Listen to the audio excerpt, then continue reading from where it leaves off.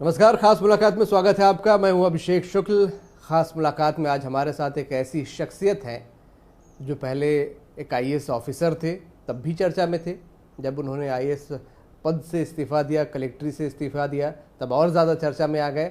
और अब एक राजनीतिक करियर के तौर पर, राजनीतिक नेता के तौर पर वो आगे बढ़ रहे हैं, तो भी चर्चा में रहते हैं। लोग उनके बारे में तब भी जानना चाहते थे, आज भी जानना चाहते हैं। और ये जो मुलाकात है, ख़ास तौर पे ऐसे ही लोगों की डिमांड पर है कि आखिरकार वो शख्सियत अब कर क्या रहा है। मुलाकात करते हैं भाजपा नेता ओपी चौधरी जी से। ओपी जी, बहुत बहुत स्वागत है आपका। जी धन्यवाद, सबको नमस्कार जी। ओपी जी, पब्लिक डिमांड पर हम आप तक पहुंचे हैं और लोग जानना चाहते हैं, जब आपने आईएएस से इस्तीफ़ा दिया था जी, बहुत चर्चाएं हुई, आप चुनाव लड़े, चुनाव आप हारे भी जी। उसके बाद 2.5 साल का वक्त लगभग गुजर गया है। जी, बहुत से लोग जानना चाहते हैं, एक बड़ा वर्ग है, जी। ओपी चौधरी आजकल कर क्या रहे हैं? जी, मैं लाइफ में चाहे किसी भी पोस्ट पे रहते हैं, चाहे एडमिनिस्ट्रेशन में थे या पॉलिटिक्स में हैं या उसके पहले स्टूडेंट लाइफ में थे, तो हमेशा मेरे लाइफ को लेकर सिद्धांत यही है, लाइफ फिलॉसफी यही है कि हमेशा मैं कोशिश करता हूँ कि कुछ भी पॉजिटिव हम करते रहें। यही मेरा हर दिन का एक मोटिव रहता है, मेरा उद्देश्य रहता है, गोल रहता है कि कुछ ना कुछ पॉजिटिव करें। तो अभी तो जैसे मैं राजनीति में हूँ, तो पार्टी में भी बहुत सारे काम रहते हैं। संगठन की दृष्टि से प्रदेश मंत्री का दायित्व भी है, तो पार्टी के दृष्टि से मैं संगठन के जितने भी काम, जितने भी दायित्व दिए जाते हैं उस पर पूरा समय देता हूँ, पहला चीज़। उसके अलावा कई सकारात्मक चीज़ें मैं करने की कोशिश करते रहता हूँ। जैसे इसमें मेरा प्रिय काम है, सबसे फेवरेट काम है कि जो भी आने वाली पीढ़ी है, यूथ है, जो कॉलेज के इनिशियल ईयर्स में है या 12th पास कर रहे हैं, 10th पास कर रहे हैं, ऐसे बच्चों को उनके आने वाले 5 साल, 7, 8 साल के लिए एक करियर का, फ्यूचर के लिए एक प्लान करने में उनकी मदद करना, एक पॉजिटिविटी देना उनको। इस तरह के जो भी गोष्ठी होते हैं, बड़े बड़े सेमिनार होते हैं, उनको तो मैं करता ही हूँ। और 1 to 1 जो भी बच्चे कांटेक्ट करने की कोशिश करते हैं, तो उसको मैं टॉप प्रायोरिटी पे समय देता हूँ, क्योंकि मुझे लगता है कि ये एक ऐसा एज ग्रुप होता है, ऐसा समय होता है जिसमें अगर कोई बच्चे को सही गाइडेंस मिल जाए पॉजिटिव तरीके से, तो लाइफ में बड़ी छलांग मार सकता है। तो उसमें मैं काफ़ी समय देता हूँ। इसके अलावा मैं इकोनॉमिक्स में भी मेरे को बहुत इंटरेस्ट है, स्टॉक मार्केट में इंटरेस्ट है, तो ये भी मैं इसमें भी थोड़ा बहुत समय देता हूँ। अर्ली मॉर्निंग 5-6 बजे से सेंसिबल तरीके से धीरे धीरे इकोनॉमी के नॉलेज के बेस पे, सरस्वती के दम पे लक्ष्मी को अचीव करने का तरीका मैं सिखाने की कोशिश करता हूँ। मतलब लोग आपसे जो मुलाकात करते हैं अभी भी एज ए पॉलिटिशियन कम करते हैं, काउंसलर या गाइड करने वाले व्यक्ति के तौर पे ज़्यादा मुलाकात होती है? नहीं, जैसे संगठन में काम कर रहे हैं तो बहुत सारे लोग संगठन की दृष्टि से और पार्टी वर्ग की दृष्टि से भी मिलते हैं, बट निश्चित रूप से एक बड़ा वर्ग है जो राजनीति से अलग भी मुलाकात करता है, चाहे करियर गाइडेंस की दृष्टि से हो या और किसी दृष्टि से हो। और आजकल एक और नई प्लानिंग कर रहा हूँ, अभी तो मैं स्टार्ट नहीं कर पाया हूँ, मेरे दिमाग में चल रहा है, आने वाले साल से मैं प्रोग्रेसिव फार्मिंग के डायरेक्शन में भी थोड़ा बहुत कुछ चालू करूँ जी। उससे भी लोगों को हम काफ़ी कुछ मैसेज दे सकते हैं, और किसान भाइयों का इनकम बहुत ज़्यादा नहीं बढ़ पा रहा है, तो उस डायरेक्शन में हम उनको एक एग्जाम्पल कैसे सेट कर सकते हैं, उस बारे में भी सोच रहा हूँ, अभी कुछ कर नहीं पाया हूँ। उस समय जब इस्तीफ़ा आपने दिया था तब आपको अफसोस नहीं हुआ था? आपके सामने एक चुनावी मैदान था, दंगल था, वहाँ आप उतरे, वहाँ आप हारे।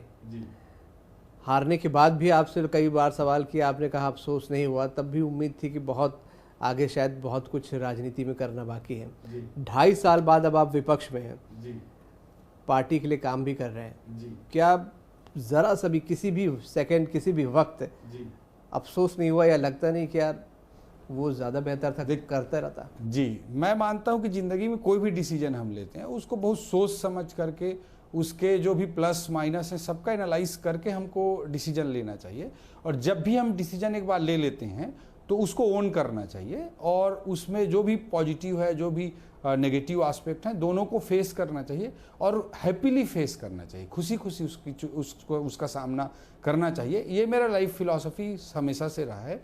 और जहाँ तक मैं मानता हूँ कि लाइफ में हम किसी भी फेज में रहें, किसी भी जगह रहें, चाहे एडमिनिस्ट्रेशन में रहें, पॉलिटिक्स में रहें, स्पोर्ट्स में रहें, इंटरप्रेन्योरशिप में रहें, कहीं भी हम रहें, हम राजनीति की बात करें तो हम चाहे रूलिंग पार्टी में रहें, चाहे अपोजिशन में रहें, हर जगह हर समय कुछ ना कुछ अच्छा करने के लिए आपके सामने जरूर रहेगा। लोकतंत्र में राजनीति का सबसे महत्वपूर्ण योगदान होता है। रूलिंग पार्टी का रोल इंपॉर्टेंट होता है, अपोजिशन का रोल भी इंपॉर्टेंट होता है। और अगर मैं उनकी आवाज़ को उठा पाता हूं और सरकार को उससे युवाओं के हित में कुछ जरा भी मोल्ड कर पाता हूं, तो एक बड़ा पॉजिटिव कंट्रीब्यूशन है। लेकिन अगर आप कल्पना कीजिए कि मैं आईएएस में रहता तो चाहता भी, मान लीजिए कि मैं इसमें आवाज़ उठाऊं, तो मैं वो आवाज़ नहीं उठा सकता था।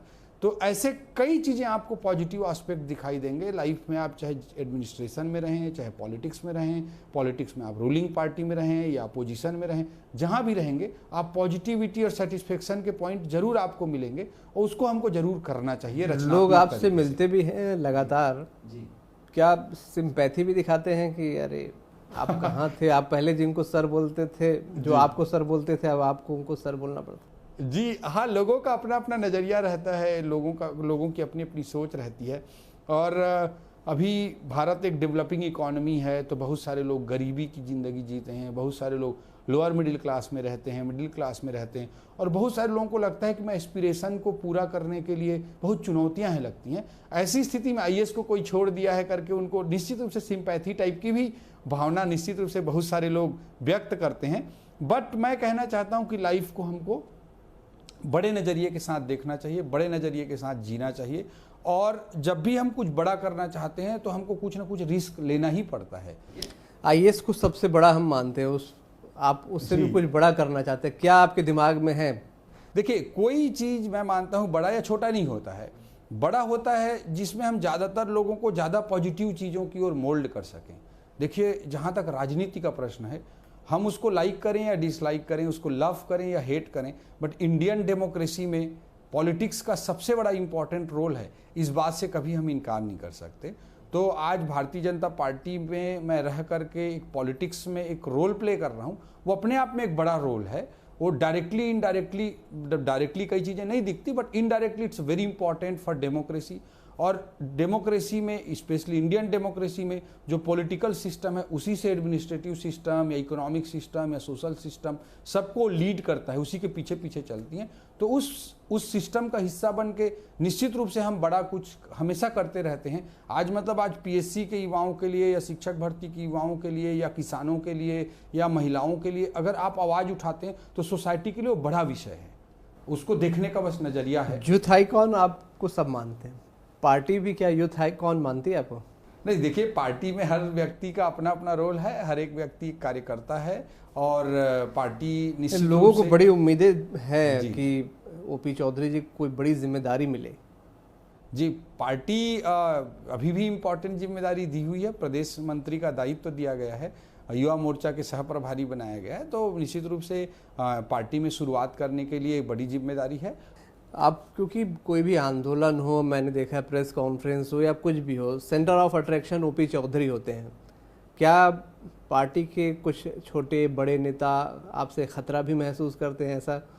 ऐसा लगता है? नहीं, मैं सब चीज़ों पे ध्यान नहीं देता, ना इन सब चीज़ों पे बिलीव करता हूँ। मैं मानता हूँ कि भाई पॉलिटिक्स में आए हैं, डेमोक्रेसी में पॉलिटिक्स का इम्पॉर्टेंट रोल है, वहाँ पार्टी और संगठन जो जिम्मेदारी तय करती है उसको मैं 100% करने का अपना हमेशा प्रयास करता हूँ और आगे भी ऐसा ही करता रहूँगा। I don't believe in these things.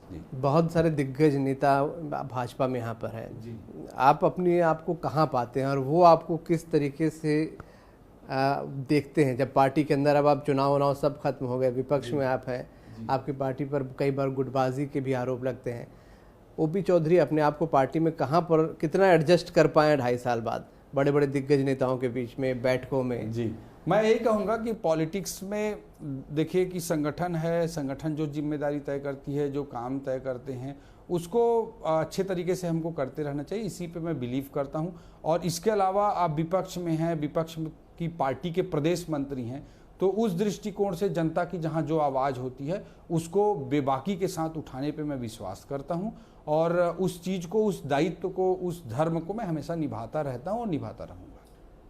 Future की बात हम कर रहे थे, आपने बताया बहुत सारे काम आप कर रहे हैं, पॉलिटिक्स के अलावा भी आप काउंसलिंग भी करते हैं बहुत सारे यूथ की। जी, काउंसलर के तौर पे बताते हैं कैसे आगे बढ़ना है।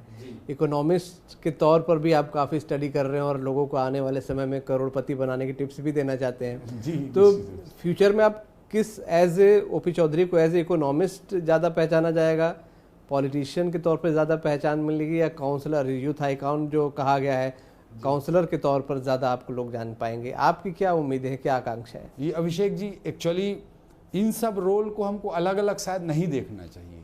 हम अगर पॉलिटिक्स को, मैंने पहले ही कहा कि इंडियन डेमोक्रेसी में सबसे लीडिंग रोल है, बट एक अच्छा पॉलिटिशियन, पॉलिटिक्स हम करना चाहते हैं, करते हैं, तो एक अच्छा पॉलिटिशियन को यूथ के फ्यूचर के लिए हमेशा कंट्रीब्यूट करना चाहिए। चाहे आप किसी भी चेयर पे हों, किसी भी रोल पे हों, वो करना ही चाहिए। इसी तरह से देश की इकोनॉमी की गहरी एक अंडरस्टैंडिंग रखते हुए देश की इकोनॉमी को कैसे आगे बढ़ाएं, इसकी समझ भी हर पॉलिटिशियन को होनी चाहिए। तभी हम पॉलिटिकल रोल को भी अपना निभा सकते हैं।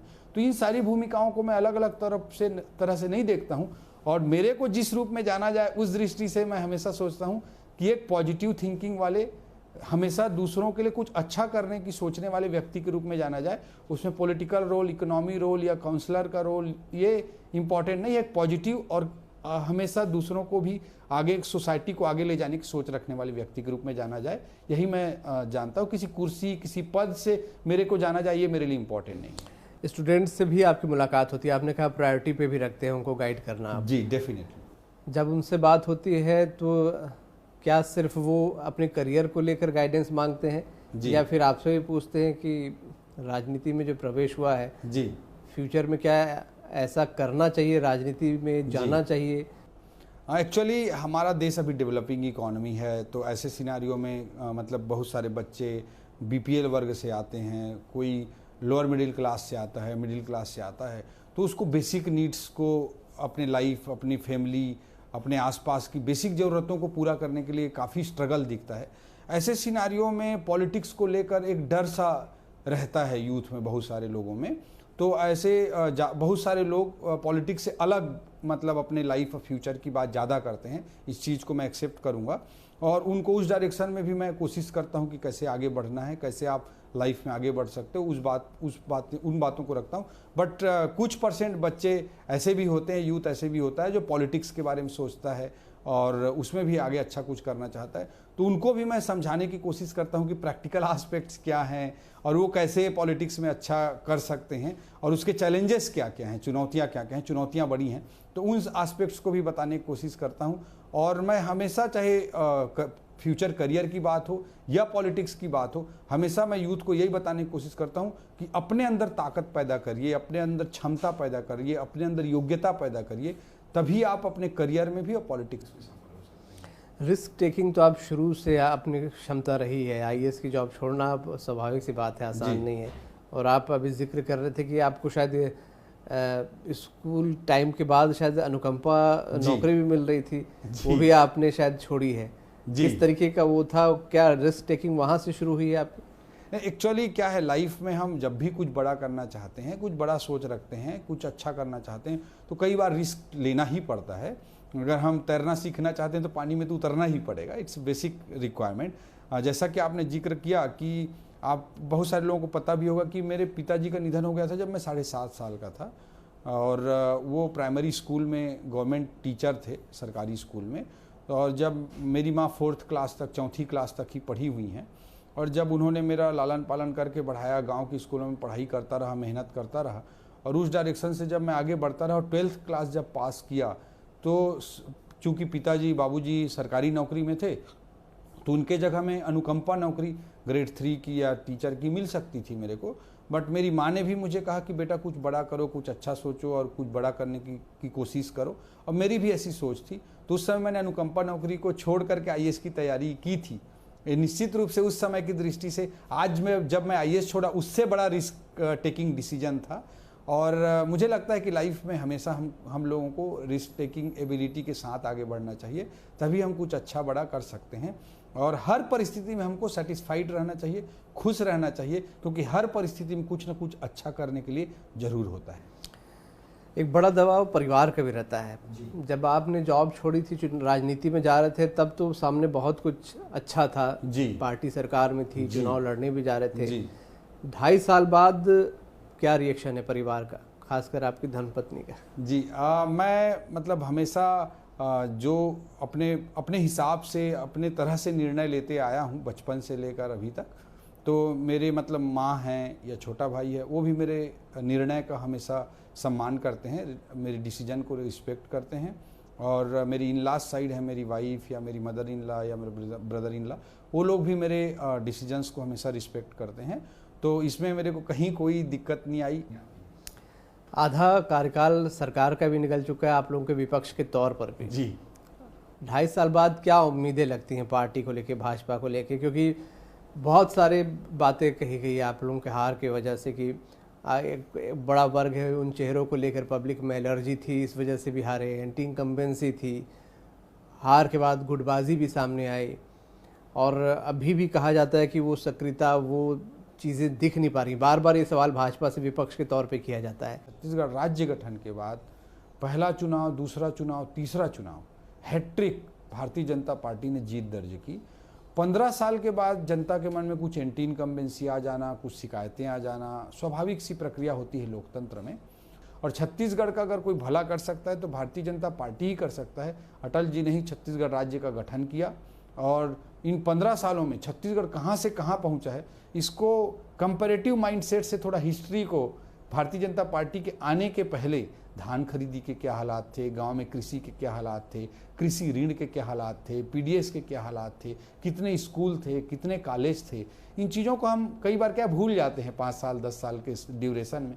और लोग इस बार जो 3 बार के भारतीय जनता पार्टी को जिताने के बाद जो कहीं न कहीं एक थोड़ी एंटी इनकम्बेंसी या जो भी बोलिए वो आ गई थी, उसको अब समझ चुके हैं कि उन्होंने एक गलत निर्णय जनता ने ले लिया था, और जनता उसी के परिणाम स्वरूप 2023 में निश्चित रूप से भारतीय जनता पार्टी, ये भी चर्चा है पर यहाँ पर कि आपकी पार्टी लोकसभा वाले फॉर्मूले को छत्तीसगढ़ में विधानसभा में भी आजमा सकती है, और बहुत सारे नए चेहरे प्लांट कर सकती है, ला सकती है। तो अगले चुनाव में एक बड़ा वर्ग है जो नए चेहरों का। जी, भारतीय जनता पार्टी देखिए देश की, प्रदेश के हित की चिंता करने वाली पार्टी है। किसी व्यक्ति या परिवार विशेष के हित की चिंता करने वाली पार्टी नहीं है। इसलिए भारतीय जनता पार्टी में बड़े बड़े निर्णय, आपने देखा होगा, ऐतिहासिक तौर पे आप देखते होंगे कि भारतीय जनता पार्टी में बड़े बड़े निर्णय चुटकियों में हो जाते हैं। और इसीलिए इस पार्टी की सोच और विचारधारा का मैं भी सम्मान करता हूँ, और उसका आप मान रहे हैं कि चेहरे चेंज होंगे। तो भारतीय जनता पार्टी को क्या करना है, कैसे करना है, संगठन स्तर पर, रणनीतिक स्तर पर निर्णय भारतीय जनता पार्टी करेगी। और जो भी निर्णय करेगी भारतीय जनता पार्टी, वो देश प्रदेश हित में करती है। तो जो भी रणनीति पार्टी बनाएगी, संगठन बनाएगी, उसका हम सब लोग सम्मान करेंगे। और पार्टी और संगठन के निर्णय अनुसार जो दायित्व, जो भूमिका एक सिपाही के रूप में हर व्यक्ति को जो मिलेगी, उसको हम लोग सब पूरा करेंगे। ओपी चौधरी की क्या भूमिका होगी अगले चुनाव में? कहाँ से चुनाव लड़ेंगे? ये पार्टी को तय करना है कि मैं चुनाव लड़ूंगा कि नहीं लड़ूंगा, कहाँ पे लड़ूंगा, कैसे लड़ूंगा। ये पार्टी, अब जब आप पार्टी में ज्वाइन करते हैं तो एक संगठन बहुत विस्तृत रूप होता है, उस संगठन को आप समर्पित करते हैं। राजनीति is not like UPSC preparation. हम आईएएस तैयारी करते हैं तो इंडिविजुअल डिसीजन होता है, आप इंडिविजुअल तरीके से पढ़ते हैं, कौन सा सब्जेक्ट चुनते हो आप अपने तरीके से करते हैं। लेकिन पार्टी, वो भी राष्ट्रीय पार्टी में जब आप राजनीति ज्वाइन करते हैं तो आप पार्टी को, संगठन को, एक विचारधारा को, अपने आप को समर्पित करते हैं। और उस संगठन को और उस पार्टी को तय करना होता है अपनी रणनीति अनुसार, और बहुत सारे समीकरणों को देखकर, इतिहास को देखकर, भविष्य को देखकर। तो पार्टी और संगठन को तय करना है कि मैं अपने आप को एक सिपाही मानता हूं, और मेरी जो भूमिका भारतीय जनता पार्टी आज तय करती है उसको आज निभा रहा हूं, कल तय करेगी उसको कल निभाऊंगा। लोग कहते हैं कि ओपी चौधरी अगर उस समय भी वहां से चुनाव न लड़कर कहीं और से लड़ते तो ज़्यादा बेहतर होता। जी, आपको क्या लगता है कि आप दूसरी जगह से चुनाव लड़ते तो शायद आप आसानी से जीत जाते वहाँ पर? देखिए, मैं राजनीति में जब प्रवेश किया तो एक हार एक जीत की दृष्टि से प्रवेश नहीं किया हूँ। राजनीति में प्रवेश किया हूँ तो भारतीय लोकतंत्र में एक बेहतर पार्टी के साथ मुझे अपना योगदान देना है, इस सोच के साथ राजनीति में प्रवेश किया हूँ। इसलिए खरसिया में निश्चित रूप से एक बहुत ही दुरूह सीट मानी जाती रही है। अर्जुन सिंह जी जब सीएम थे, उनको पूछा गया कि सबसे सेफ सीट मेरे लिए कौन सा रहेगा, तो लोग खरसिया पे लाकर उनको चुनाव लड़ाए थे। और उस सीट पे आप जानते हैं कि ऐतिहासिक रूप से आज़ादी के बाद हमारी पार्टी चुनाव जीत नहीं पाई है, और दिलीप सिंह जुदेव जी को भी हार का सामना करना पड़ा था, लखीराम अग्रवाल जी को भी हार का सामना करना पड़ा था। और हर चुनाव में 1990 के बाद, 1990 के बाद हर चुनाव में हार का हमारा अंतर बढ़ता जा रहा था। तो निश्चित रूप से ये सब जानते हुए भी आपको वहां पर उतारा गया। वो कठिन सीट थी और कठिन सीट है, लेकिन पार्टी को मेरी भूमिका तय करनी है कि कब कहाँ मेरा क्या रोल है, और आई डोंट माइंड कि मुझे जो भी पार्टी रोल देगी, जहाँ पे भी जो रोल देगी उसको मैं। कठिन सीट में जानते बूझते भी आपको उतारा गया वहां पर? नहीं, क्या आपको लगा नहीं कि कुछ गड़बड़ है, या छोड़ते समय आपको पता था वहां से चुनाव लड़ना है? मैंने पहले ही कहा कि राजनीति में जब मैं प्रवेश किया तो भारत के लोकतंत्र में एक बेहतर सोच के साथ चलने वाली पार्टी में मुझे रहकर अपना योगदान देना है, और मेरा रोल क्या होगा वो पार्टी को तय करना है।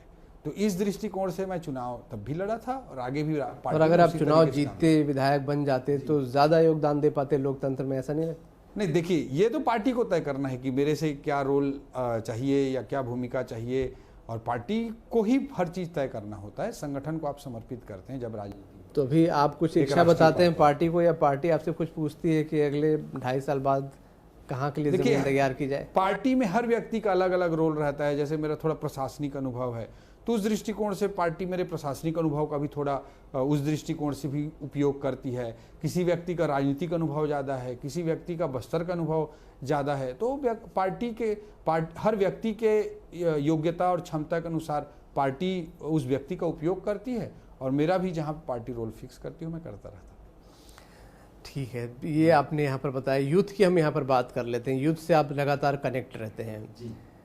किस तरीके का गाइडेंस आप छत्तीसगढ़ के यूथ को देना चाहेंगे? उनके लिए कोई मैसेज मैं चाहूँगा, क्योंकि यूथ आइकॉन के तौर पे आपको सब जानते हैं, आप जुड़े भी हैं। क्या छत्तीसगढ़ के युवाओं को आप मैसेज देना चाहेंगे? कैसे गाइड करना चाहेंगे हमारे माध्यम से? हमारे जो छत्तीसगढ़िया युवा है तेकर थोड़े से आदत रहते घूंच के रहेंगे, पीछू रहेंगे। तो जो पीछे या बैक फुट पे जो रहने की थोड़ी आदत है, उससे मैं छत्तीसगढ़ के सारे युवा भाई बहनों को अपील करना चाहूँगा कि उस आदत से बाहर निकलें, अपने कंफर्ट जोन से बाहर निकलें, और लाइफ में बड़ा सोचें, बड़े लक्ष्य निर्धारित करें, बड़े उद्देश्य निर्धारित करें, और जो भी लक्ष्य निर्धारित करते हैं उसके लिए एक वेल प्लान होना चाहिए। शॉर्ट टर्म प्लानिंग भी होनी चाहिए और लॉन्ग टर्म प्लानिंग भी होनी चाहिए, और एक क्लियर कट योजना के तहत उनको अपने भविष्य को में आगे बढ़ना चाहिए। आने वाले 5 साल, 7 साल, 8 साल के लिए जब हमारा रोड मैप क्लियर होता है तो हम कहीं थोड़ी देर के लिए असफल भी होते हैं तो हमको कोई टेंशन नहीं होता है। तो इसलिए मैं कहूँगा बड़ा लक्ष्य निर्धारित करें, उसके लिए क्लियर स्पष्ट योजना बनाएं, और उसको सकारात्मकता के साथ संघर्ष करते हुए, मेहनत करते हुए उस डायरेक्शन में आगे बढ़ें, और हमेशा किसी भी स्थिति में निराशा को, हताशा को अपने आसपास ना आने दें। हमेशा पॉजिटिव रहें, और जब आप पॉजिटिव रहते हैं और हर स्थिति को सही तरीके से इस्तेमाल करने के बारे में सोचते हैं तो आपको रास्ते ही रास्ते नजर आएंगे। जहां चाह है वहां राह है, और हर व्यक्ति हर परिस्थिति में सफल हो सकता है। मैं तो कहता हूं कि जो कठिन परिस्थितियों में पलता बढ़ता है, चांदी के चम्मच लिए बिना पैदा होता है, उसके बड़ी सफलता के चांसेस बहुत बढ़ जाते हैं। एक जगह हो सकता है कि आप कुछ समय के लिए असफल हों, अगर एक जगह की छोटी असफलता आपको मिलती है तो आप अगर अच्छे पॉजिटिव सोच के साथ चलते रहेंगे तो दूसरी जगह बड़ी सफलता आपका इंतजार कर रही होगी। इस सोच के साथ जीवन को जिएं, और निश्चित रूप से ऐसा मेरे छत्तीसगढ़ के युवा भाई बहन करेंगे तो न केवल छत्तीसगढ़ स्तर पे, न केवल राष्ट्रीय स्तर पे, बल्कि वैश्विक स्तर पे मैं तो कहता हूँ व्हाइट हाउस, पेंटागन और नासा तक में हमारे छत्तीसगढ़ की युवा भाई बहनों की धमक होगी। लाइफ की आपकी बात कर लेता हूँ मैं जी। 2.5 साल 3 साल पहले की लाइफ स्टाइल और अब की लाइफ स्टाइल में क्या कुछ परिवर्तन आया है? फैमिली लाइफ भी कहा जाए या आपकी पर्सनल लाइफ? देखिए, थोड़ा बहुत तो इफेक्ट होता है। आप एक शेड्यूल में, प्रशासनिक लाइफ में रायपुर कलेक्टर के रूप में रहते हैं तो अलग ही टाइप का शेड्यूल होता है, अलग ही टाइप की फैसिलिटीज़ होती हैं। निश्चित रूप से उन फैसिलिटीज़ में कमी आई है, बट मेरे को पर्सनली अपने भौतिक ज़रूरतों के हिसाब से, सुविधाओं के हिसाब से मुझे कोई बहुत बड़ा अंतर नहीं पड़ता है। और जिसके पास माँ सरस्वती हो उसको कभी लक्ष्मी की चिंता नहीं करनी चाहिए। तो मैं तब भी मज़े से जीवन जीता था, आज भी मज़े से जीवन जीता हूँ। मुझे 10,000 रुपये महीना चलाना है बोलेंगे तो भी मैं चला सकता हूँ, और 10 लाख रुपया भी देंगे तो शायद महीने भर में खर्च कर सकता हूँ। तो ये मेरा लाइफ स्टाइल है और आगे भी रहेगा। मैं जीवन के हर मोमेंट को आनंद के साथ, संतुष्टि के साथ, सकारात्मकता और पॉजिटिविटी के साथ जीने में भरोसा करता हूँ। हॉबीज़ क्या हैं आपकी? खाली समय अब पहले से ज़्यादा थोड़ा मिल जाता होगा या शायद ज़्यादा व्यस्त हो गए? क्या हॉबीज़ है, कैसे समय निकालते हैं? राजनीति में आने के बाद तो व्यस्तता और बढ़ गई है। मैं यही कहूँगा, हॉबी के तौर पे मुझे क्रिकेट बहुत पसंद है, कुछ लिखना मुझे बहुत पसंद है, पढ़ना भी पसंद है, इकोनॉमी, स्टॉक मार्केट भी मेरी हॉबी बोल सकते हैं, स्पोर्ट्स भी मेरी हॉबी है। तो ये सारी चीज़ें मैं करता रहता हूँ।